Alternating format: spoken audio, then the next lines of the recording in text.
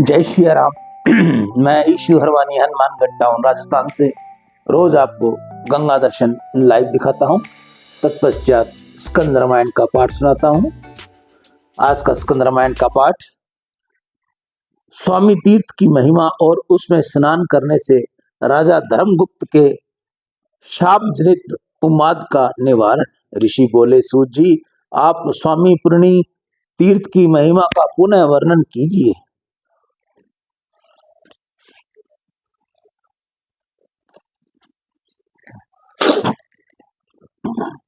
सूत जी ने कहा, जो लोग स्वामिति तीर्थ में स्नान करते हैं वह तमी वस्त्र, अंधहता मिस्त्र, महारोरव, रोरव, कुंभीपाक, कालसूत्र, असी पत्र वन, कृषि कृमभक्ष, अंधकूप, संदेश, शालमकी, शालमली, लाला भक्ष, अविची, सारमेयादन, व्रजकर्ण, शारकदम पातल, रक्षो गणाक्षम, शूल प्रोत निरोधन, तिराधन, सूचिमुख, पुष्य भक्ष, शोणित भक्ष और विषा अग्नि परिपिंडन आदि 28 नरकों में नहीं जाते हैं। जो दूसरे के धन, संतान और स्त्री का अपहरण करने वाला है वह बहुत वर्षों तक तमिवस्त्र नामक भयंकर नरक में डाला जाता है। जो अधम मनुष्य माता पिता और ब्राह्मणों से देश रखता है वह 10,000 योजन विस्तृत कालसूत्र नरक में डाला जाता है। जो वेद मार्ग का उल्लंघन करके कुपथ पर चलता है वह यमदूतों द्वारा भयंकर 80 पत्र वन में गिराया जाता है। जो पकवान और दाल शाक आदि अन्न भक्ति भेद करके खाता है और मोहवंश पंच यज्ञों का अनुष्ठान किए बिना ही भोजन करता है वह कृत्रिम भोजन नरक में डाला जाता है, जहां सैकड़ों कीड़े उसको खाते हैं और वह भी कीड़ों को ही खाकर रहता है। जो स्नेह अथवा बल से ब्राह्मण का धन हड़प लेता है तथा जो राजा का राजपुरुष दूसरे के धन का अपहरण कर लेता है वह संदेश नामक भयंकर नरक में गिराया जाता है। जो नीच मानव अज्ञा स्त्री के साथ गमन करता है अथवा जो नारी यज्ञ में पुरुष के साथ संगम करती है वह दोनों क्रमशः लोहे की तपती हुई नारी मूर्ति और पुरुष मूर्ति का आलिंगन करके तब तक खड़े रहते हैं जब तक चंद्रमा और सूर्य की सत्ता रहती है। तत्पश्चात वह सूची नामक और घोर नरक में डाल दिए जाते हैं। जो मनुष्य अनेक यत्नों और उपद्रवों से सब प्राणियों को सताता है वह बहुत कांटों वाले भयंकर शल्मली नरक में गिराया जाता है। जो राजा अथवा राजा का नौकर पाखंड मत का अनुयायी होकर धार्मिक मर्यादाओं को तोड़ता है वह वेतरनी नरक में डाला जाता है। वर्षली संग से दूषित, सोचाचारहीन, अशास्त्रीय कर्मों के करने में लज्जित न होने वाले, वेद मार्ग की त्यागी, सदा पशु का सा आचरण करने वाले व्यक्ति को यम किंकर, पुण्य, विष्टा, मूत्र, कफ और पितादि जैसे पूर्ण अत्यंत विभत्स नरक में गिराते हैं। जो कुत्तों को अथवा जंगलों में वन्य मृग आदि पशुओं को बाणों के द्वारा पीड़ा पहुंचाते हैं यम किंकर उसको बाणों के द्वारा बींधते हैं और पुनः प्राणरोधन नामक नरक में गिराते हैं। जो पाखंडी यज्ञ में पशुओं की हत्या करते हैं वह परलोक में वेशस नामक नरक में गिराया जाता है। जो लुटेरों के मार्ग का आश्रय लेकर दूसरों को जहर देता है, गांवों में जला डालता है, गांवों को जला डालता है और बनियों को धन अपहरण करता है वह परलोक में ब्रज दंड नामक भयंकर नरक में दीर्घ काल तक के लिए डाल दिया जाता है। ये तथा और भी जितने नरक है उन सब में वह मनुष्य कभी न पड़ता जो स्वामीपुरनी की तीर्थ में गोता लगाता है। स्वामीपुरनी में गोता लगाने वाला इन नरकों से बच जाता है। एक बार स्नान करने से मनुष्य अश्वमेघ यज्ञ का फल पाता है। उसे आत्मज्ञान तथा 4 प्रकार की साक्षात मुक्ति की भी प्राप्ति होती है। जो महापातकों को अथवा संपूर्ण पातकों से युक्त है, वह भी स्वामती तीर्थ में गोता लगाने से तत्काल पवित्र हो जाता है। स्वामती तीर्थ के सेवन से मनुष्य की बुद्धि, लक्ष्मी, कीर्ति, संपत्ति, ज्ञान, धर्म और वैराग्य की वृद्धि तथा मन की शुद्धि होती है। इस प्रकार अद्वैत ज्ञान, भोग और मोक्ष तथा मनोवांछित कामना प्रदान करने वाले अज्ञान नाशक स्वामी तीर्थ के प्रभाव का वर्णन किया गया है, जो मनुष्य को समस्त पापों का नाश करने वाला है। नैमिषारण्य निवासी महर्षियों, मैं तुम लोगों से स्वामी तीर्थ की महिमा का अभी और वर्णन करूंगा। चंद्रवंश में नंद नाम के प्रसिद्ध एक महाराजा थे, जो समुद्र पर्यंत पृथ्वी का धर्म पूर्ण पालन करते थे। उनके एक पुत्र हुआ, जिसका नाम धर्मगुप्त था।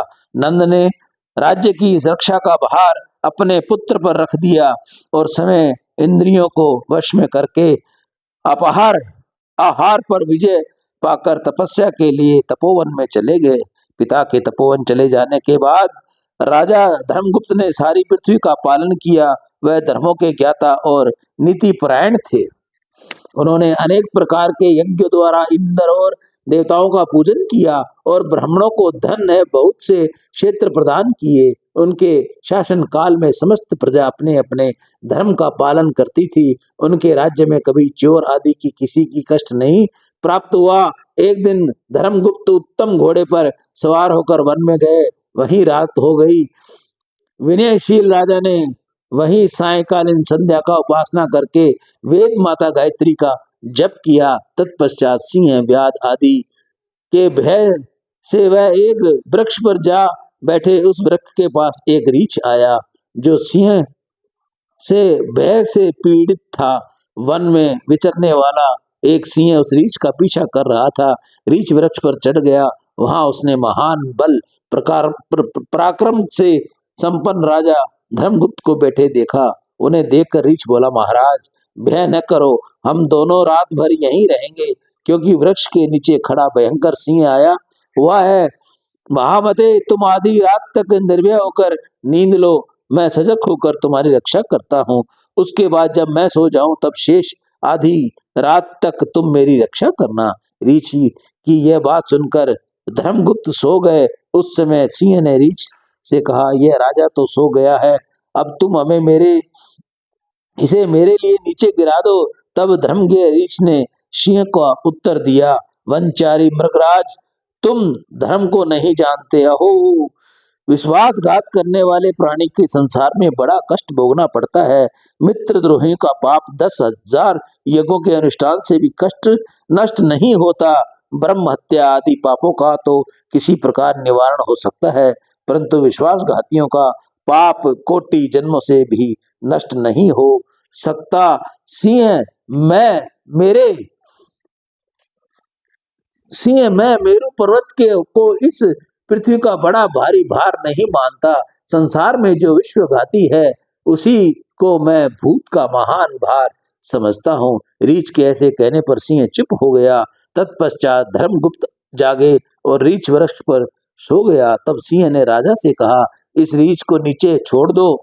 तब राजा ने अपने अंक में सिर रखकर सोए हुए रीछ को पृथ्वी पर धकेल दिया। राजा के गिराने पर रीछ वृक्ष की डाली पकड़ता लटकता पुष्यवश वृक्ष से नीचे नहीं गिरा। अब वह राजा के पास आकर क्रोध पूर्वक बोला, राजन, मैं इच्छा अनुसार रूप धारण करने वाला ध्यान काष्ट नामक मुनि हूँ। मेरा जन्म भृगुवंश में हुआ है। मैंने स्वेच्छा से रीछ का रूप धारण किया है। मैंने तुम्हारा कोई अपराध नहीं किया था, फिर सोते समय तुमने मुझे क्यों ढकेला? जाओ, मेरे शाप से तुम शीघ्र पागल होकर पृथ्वी पर विचरो। राजा को इस प्रकार शाप देकर मुनि ने सिंह से कहा, तुम सिंह नहीं महाशय हो, तुम्हारे कुबेर के मंत्री थे। एक दिन अपनी स्त्री के साथ हिमालय के शिखर पर आकर अनजान अनजान में गौतम मुनि के समीप ही तुम विहार करने लगे थे। देव की प्रेरणा से महर्षि गौतम समाधि लाने के लिए कुटी से बाहर निकले। उन्होंने तुम्हें नंगा देख इस प्रकार शाप दिया, अरे तू मेरे आश्रम में आकर नंगा खड़ा है, अतः अभी तू सिंह हो जा। इस प्रकार तुम्हें सिंह योनि प्राप्त हुई है। मृगराज, ये सारी बातें मैं ध्यान से जानता हूँ। ध्यान काष्ट मुनि के ऐसा कहने पर उसने सिंह का रूप त्याग दिया और कुबेर सचिव के रूप में दिव्य यक्ष का शरीर धारण कर लिया। उसके बाद उसने हाथ जोड़कर कहा, महामुने, आज मुझे अपने समस्त पूर्व वृत्तांत का ज्ञान हो गया। गौतम जी के शाप देते समय उसके द्वार का समय भी इस प्रकार बताया था। जब रीछ रूपधारी ध्यान काष्ट के साथ तुम्हारा वार्तालाप होगा, तब तुम सिंह देह त्याग करके यक्ष रूप में धारण कर लोगे। यो कहकर वह यक्षराज मुनिवर ध्यान काष्ट को प्रणाम करके उत्तम विमान पर बैठा और अलकापुरी को चला गया। नृपश्रेष्ठ धर्मगुप्त को पागल के रूप में देखकर मंत्री लोग उन्हें नर्मदा के तट पर उनके पिता नंद के पास ले गए और यह बताया कि अब आपके पुत्र की बुद्धि विकृत हो गई है। पुत्र का वृतांत जानकर राजा नंद उसे साथ ले सहमा जेमनी मुनि के समीप गए और उसके इस प्रकार बोले, भगवान, मेरा पुत्र इस समय उन्मादग्रस्त हो गया है। महामुने, इस रोग के निवारण का कोई उपाय बताइए। उसके ऐसा पूछने पर मुनिवर जेमनी ने दीर्घ काल तक ध्यान करके कहा, राजन, तुम्हारा पुत्र ध्यान काष्ट मुनि के शाप से उन्मत्त हुआ है। इस शाप से छुटकारा पाने के लिए मैं तुम्हें उपाय बतलाता हूँ। स्वर्णमुखी नदी के तट पर एक वेकंठ नाम से प्रसिद्ध पर्वत है, जो सब पापों को हरने वाला तथा परम पवित्र है। उसके शिखर पर स्वामी पुण्यकारी नामक एक बड़ा भारी तीर्थ है। महामते, वहीं ले जाकर अपने पुत्र को उसमें नहलाओ। ऐसा करने से इसका उन्माद तत्काल नष्ट हो जाएगा। यह सुनकर राजा नंद ने मुनि श्रेष्ठ जेमनी को प्रणाम किया और पुत्र को लेकर स्वामी पुष्करणी तीर्थ को गए। वहां नियम पूर्वक पुत्र को नहलाया। स्नान करते ही उसी क्षण उसका उन्माद नष्ट हो गया। राजा नंदन ने समय भी स्वामी पुष्करणी के जल स्नान किया, फिर पुत्र के साथ एक दिन उस तीर्थ पर निवास किया और वैकुंठ